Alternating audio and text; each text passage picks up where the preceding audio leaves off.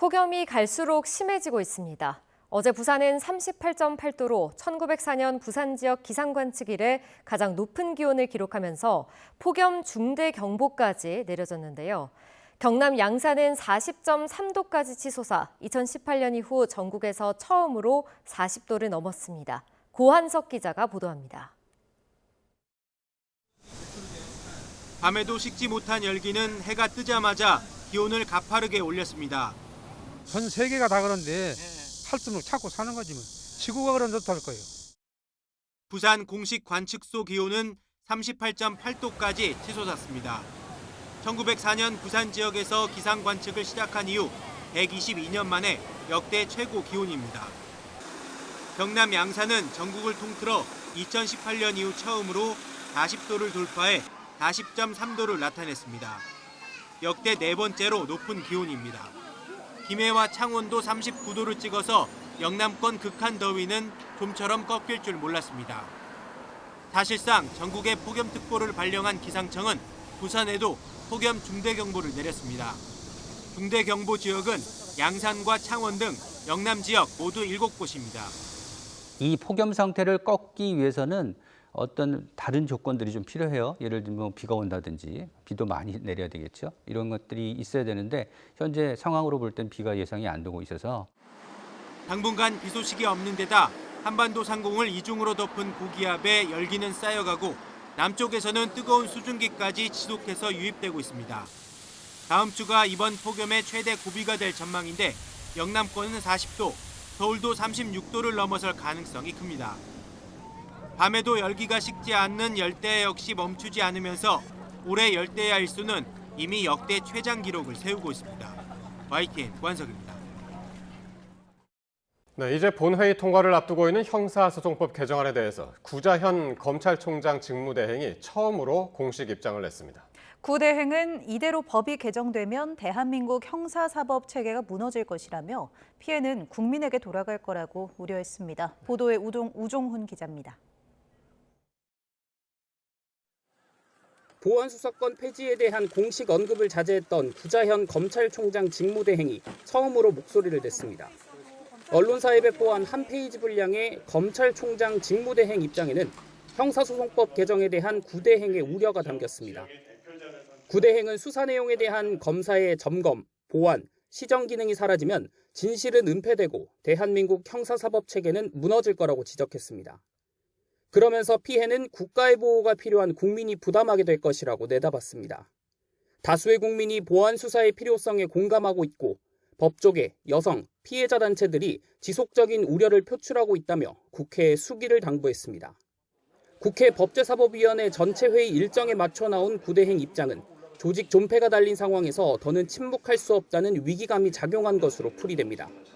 대검은 보안 수사권이 폐지되면 실체적 진실 발견에 한계가 있을 수밖에 없다는 등 형사소송법 개정이 가져올 변화에 대한 설명 자료를 내기도 했습니다.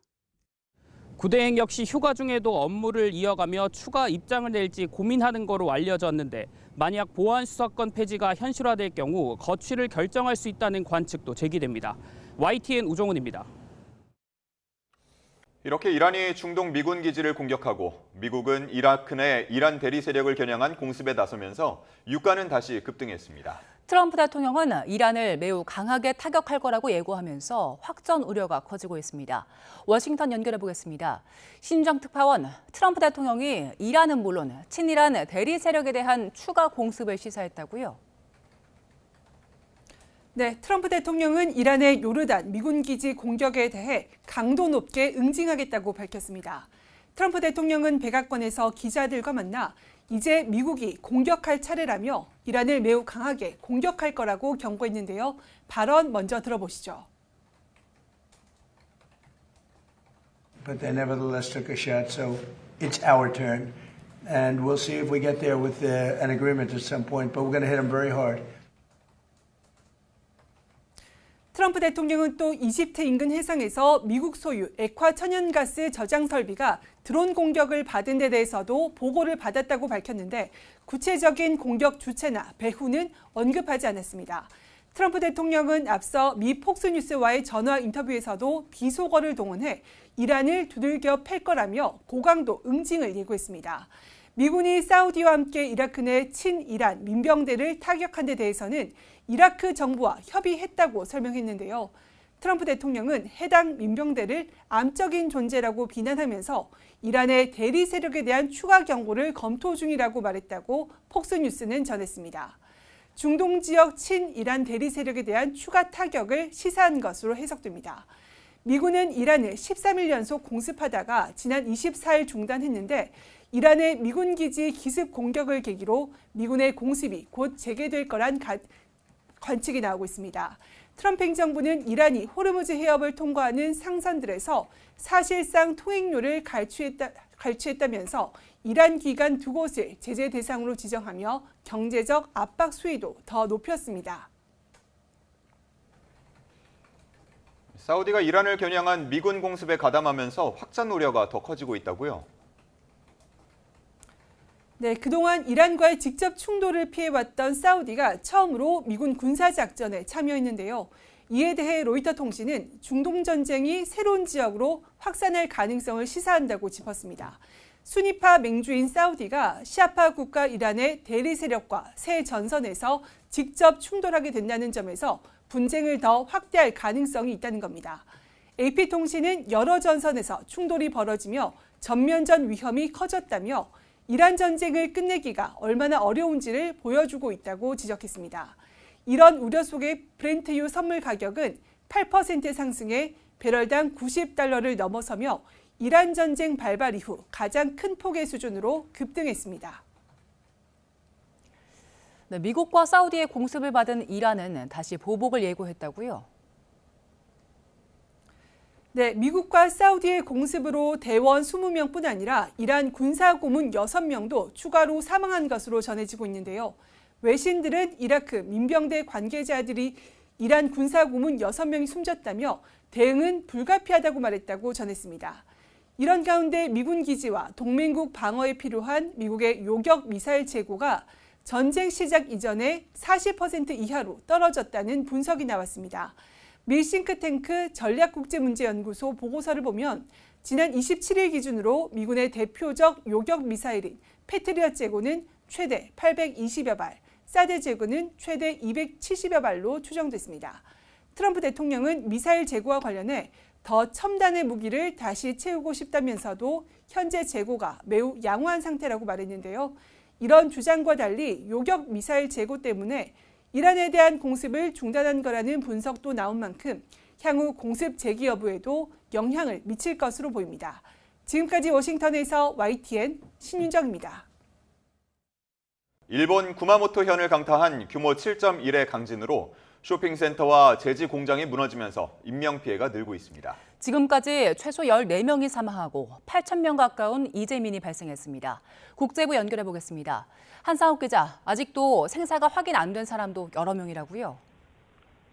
네, 하루 반이 넘게 지났는데도 생사 확인이 안 된 사람이 8명입니다. 무너진 쇼핑몰에서 4명, 굴뚝이 건물을 덮친 제지 공장에서 4명이 아직도 연락이 안 되고 있습니다. 교도통신은 지방당국이 지금까지 14명 숨졌다고 확인했다고 보도했습니다. 지진으로 폭발이 일어난 이온 쇼핑몰에서는 사망자 3명이 확인됐는데 모두 직원들이었습니다. 다른 직원 1명도 심정지 상태고 남은 4명은 생사가 확인되지 않았습니다. 구마모토현 남쪽 야스시로시에 있는 일본 제지 공장에서도 매몰 사고가 났습니다. 11명이 묻혔다가 7명이 구조됐는데 이 가운데 5명이 숨졌습니다. 여기서도 여전히 4명을 찾지 못하고 있습니다. 병원으로 이송된 부상자는 500명 이상으로 집계됐고 중상자도 다수 포함되어 있다고 현지 언론들은 전했습니다. 일본 정부는 구마모토현과 후쿠오카현 등 5개 현의 대피소 450곳에 이재민 7,700명이 피신했다고 발표했습니다. 인근 주민 26만 명에게는 대피 권고가 내려졌습니다.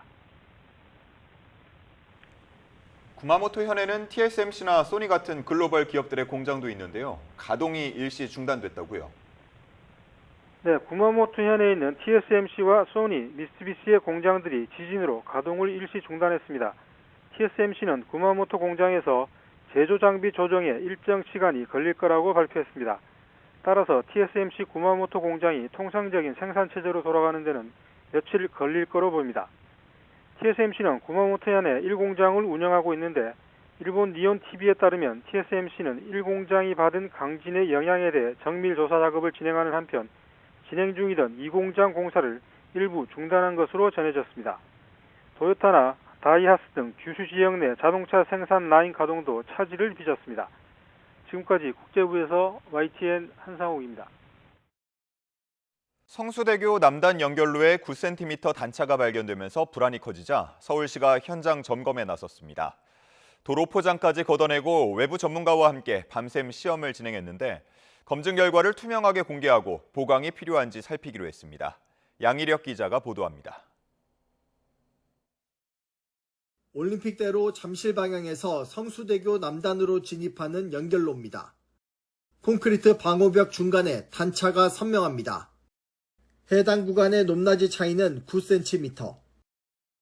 단차를 3년 전 확인하고 주기적으로 살핀 결과 안전에는 이상이 없다는 게 서울시 설명이지만 주행 중 덜컹거림을 느꼈다며 불안을 호소하는 민원이 끊이지 않자 서울시가 정밀 진단에 나섰습니다.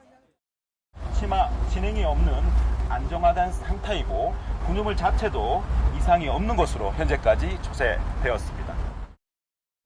외부 전문가까지 참여한 가운데 도로 포장을 걷어낸 다음 낙하한 무게추가 땅속에 들어가는 깊이를 측정해 집안의 강도를 확인했습니다.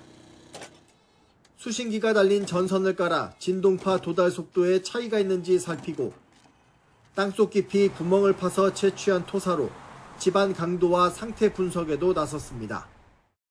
불안해하시고 또 근본적인 원인을 발견해서 해결해 주기를 바라시는 시민 여러분들이 많으십니다. 각종 측정 장비를 통해서 시민 여러분들께 자신 있게 안전 여부를 알려드리고 서울시는 현장 시험을 마치는 대로 성수대교 진입로를 재포장해 운전할 때 느끼는 덜컹거림을 줄이고 주행 안전성을 높이기로 했습니다. 또 검증 결과는 투명하게 공개하고 현장 시험과 정밀 안전 진단 결과를 토대로 필요한 조치는 신속히 추진할 방침입니다.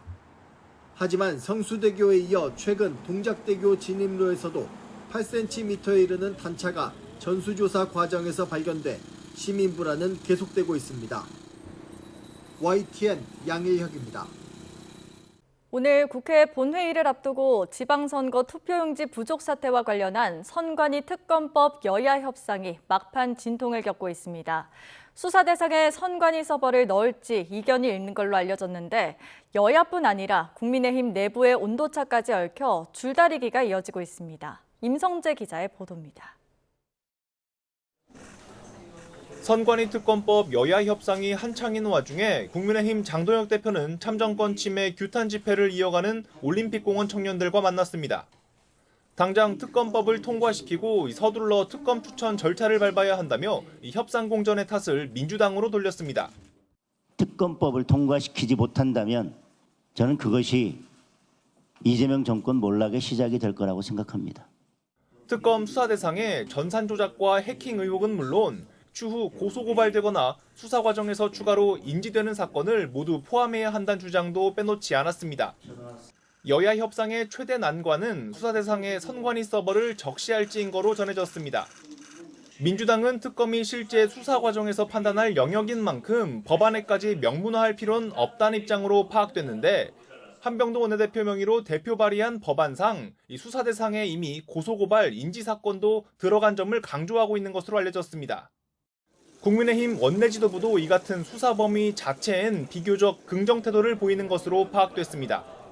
하지만 서버라는 단어 하나가 있느냐 없느냐로 장 대표는 물론 짠물 지지층의 반발을 사게 될 우려가 있어 신중을 기하는 기류가 감지됩니다.